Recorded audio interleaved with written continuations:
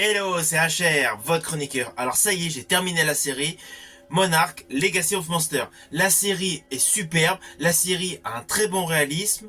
Elle fait suite au film Godzilla de 2014. J'ai aimé cette série, je vais vous dire pourquoi. Let's go!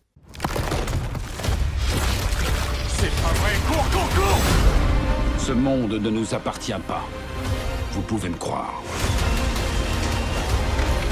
Il est nettement plus vaste que ce qu'on imagine, même dans nos rêves les plus fous.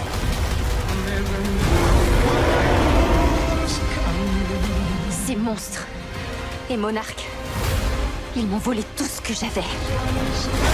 C'est terminé. Foncez! Le monde est en train de brûler. Si vous voulez sauver des millions de vies, on a besoin de toute l'aide possible.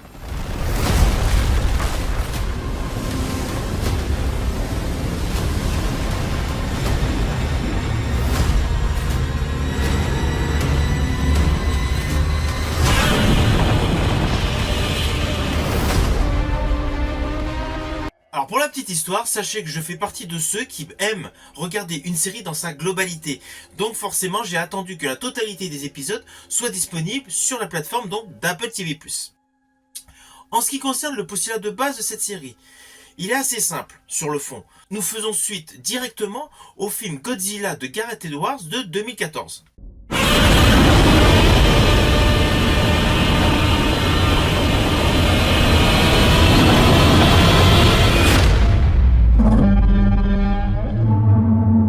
On est donc un an après le combat entre les Mutos et Godzilla, et notamment le fait que la ville de San Francisco a été totalement rasée. Dès le début de cette série, l'histoire semble se concentrer donc sur un personnage féminin, celui d'une jeune femme qui arrive donc au Japon pour aller voir l'appartement où vivait son père récemment décédé. C'est le point de départ. Après avoir ouvert l'appartement, forcément elle se rend compte que son père avait une double vie, de ce fait une double relation sentimentale. Et évidemment, elle a un demi-frère. Voilà. Ça, c'est sur le plan émotionnel, postulat de base des protagonistes qui vont se présenter au fur et à mesure du développement de l'histoire. À cela s'ajoutent plusieurs timelines. Alors oui, ça peut dérouter au début, parce que nous allons en 1953, nous allons dans les années 70, nous allons évidemment en 2014, 2015, bref. Le fait d'avoir plusieurs timelines nous permet de découvrir l'origine story de chacun des personnages. Notamment, je pense bien évidemment à un personnage donc phare de cette série, qui se détache essentiellement sur deux principales timelines. Je veux parler du personnage de Lee Shaw. Lee Shaw qui est interprété par Wyatt Russell pour les années 50 et bien évidemment pour les années 2000 par Kurt Russell. Alors dans la vie, sachez que Wyatt Russell est le fils de Kurt Russell. C'est amusant de voir Wyatt donc faire le rôle de son père plus jeune. C'est un effet dans l'histoire que j'ai particulièrement aimé. Donc les différentes timelines vous présentent donc différents personnages, différents protagonistes, avec surtout une évolution. Et ce qui est bien avec cette série, c'est qu'elle comble certains trous, certains manques qu'il pouvait y avoir auparavant dans le film Godzilla de Gareth Edwards. Notamment tous les éléments que vous pouviez voir dans le générique de début du film de Godzilla de 2014, comme une tentative d'atomiser donc Godzilla en pleine mer. Et bien en fait ceci est expliqué dans la série. Nous revivons exactement la même scène, mais sauf qu'au lieu que ce soit en petite image d'archive légèrement saturée avec un ton sépia, là nous la vivons en réel cette scène, avec un très bel effet, avec un vrai Godzilla donc dans l'eau qui arrive au bord d'une plage avec une atomisation. Alors ne vous inquiétez pas, je ne vais pas aller plus loin dans les détails scénaristiques de cette série. Je souhaite avant tout que vous ayez le plaisir de la découvrir par vous-même. Mais sachez que sur le concept de base de cette série, sur le point de départ, en fait nous avons des éléments de réponse, des éléments explicatifs concernant les images d'archives que vous pouviez voir dans le film Godzilla au générique de début. À cela s'ajoute au fur et à mesure des différentes timelines des éléments sur l'origine story, sur la création du fameux groupe Monarch, avec des créatures que vous n'avez pas vues dans le film Godzilla. Ça c'est pour le côté fantastique, le côté SF de cette série. Mais l'atout principal de cette série, c'est qu'au lieu d'être uniquement focus sur Godzilla et sur les effets spéciaux de différentes créatures qu'ils peuvent trouver, comme à un moment ils trouvent un dragon dans la jungle, c'est essentiellement le côté émotionnel du ressenti des protagonistes.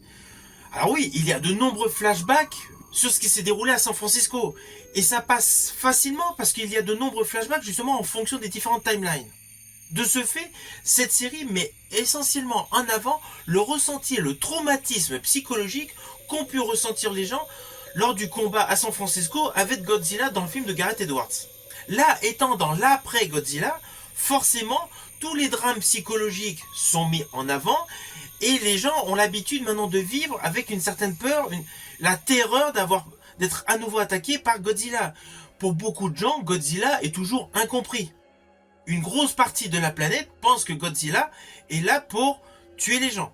Ils n'ont pas forcément la notion de dommage collatéral. Alors concernant les lignes scénaristiques, elles sont bonnes. Les lignes de dialogue sont bonnes. Honnêtement, j'étais très hypé à partir du moment où j'ai vu Kurt Russell apparaître dans la série. Heureusement, c'est assez rapidement au tout début de la série. Son fils joue bien, c'est un fait, mais j'estime que la prestance de Kurt Russell apporte vraiment une plus-value scénaristique à l'histoire. Alors oui, la scène où apparaît pour la première fois dans la série Kurt Russell, dans la maison de retraite, on est obligé de penser, pour tous les aficionados du cinéma, à la série avec Patrick McGowan, Le Prisonnier. Lies behind your resignation. They want to know why you suddenly left. A man like you is worth a great deal on the open market. The information in your head is priceless. I don't think you realize what a valuable property you've become. What a valuable property you've become. À la très bonne interprétation de Kurt Russell s'ajoutent de nombreux décors, de nombreux paysages. Nous avons des paysages arctiques, nous avons des paysages désertiques, nous avons la jungle, nous avons le côté urbain. Les décors sont parfaitement exploités. Toujours par rapport aux décors, également pour les aficionados du cinéma, lorsque Kurt Russell se retrouve en Arctique, il y a une grosse référence qui fera étonnamment résonner l'esprit de tout le monde concernant le film The Thing. You are still human. This thing doesn't want to show itself. It wants to hide inside an imitation. It'll fight if it has to, but it's vulnerable out in the open. If it takes us over, then it has no more enemies. Nobody left to kill it. And then it's one. La réalisation des épisodes est parfaitement fluide, parfaitement dynamique. Alors oui, il y a de très beaux plans séquences, de très beaux plans larges, mais dans cette série, au fur et à mesure du déroulé de l'histoire, nous avons le pléthore de plans serrés sur les visages des personnes, pour avoir plus le sentiment, les émotions qu'ils dégagent par leur faciès, notamment par le jeu des regards. Ainsi, à la réalisation, tous les différents effets visuels, malgré que ce soit une série à la base SF avec des monstres, il y a tout un côté psychologique qui est redondant, qui est largement mis en avant, largement exploité. Tout ceci confère à la série un atout, une dimension radicalement différente de tout ce qui a pu être fait en la matière concernant ce type de série science-fiction avec des monstres. Alors les effets spéciaux sont de toute beauté, c'est évident, il y a eu énormément de moyens, les scènes avec les créatures sont parfaitement réussies.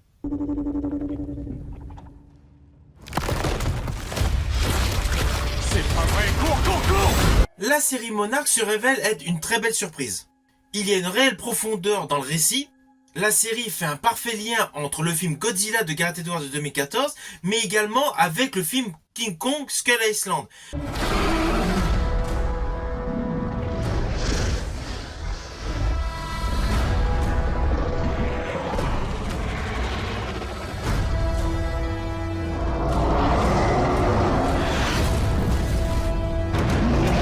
À cela s'ajoute une couche de mystère importante, les débuts de la société secrète Monarch, et plein de nouveaux monstres que vous n'aviez pas vus dans les films auparavant.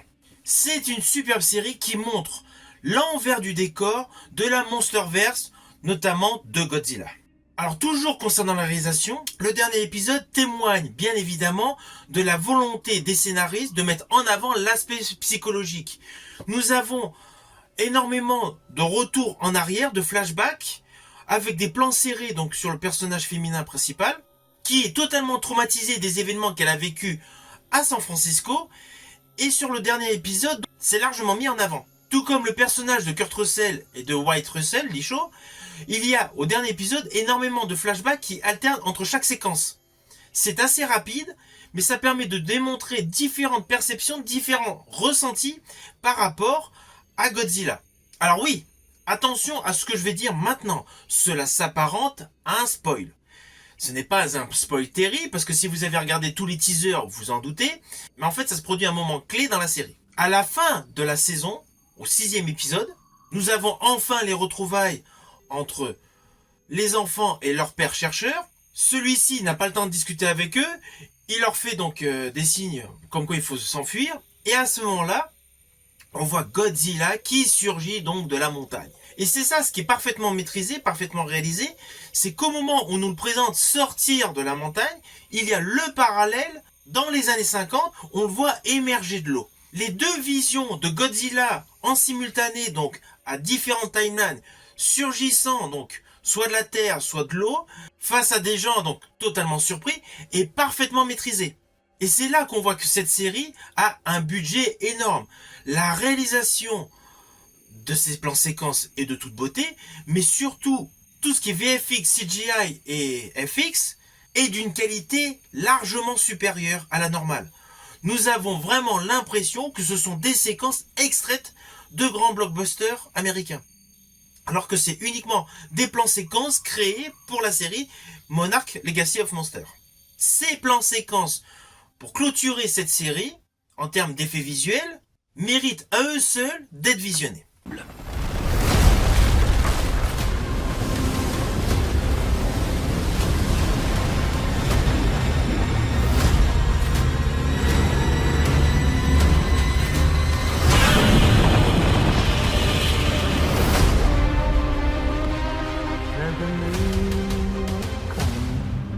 Alors au final, vous avez compris, j'ai adoré cette série. Elle est vraiment dans la continuité de Godzilla. Bien évidemment, elle fait écho au film King Kong Skull Island.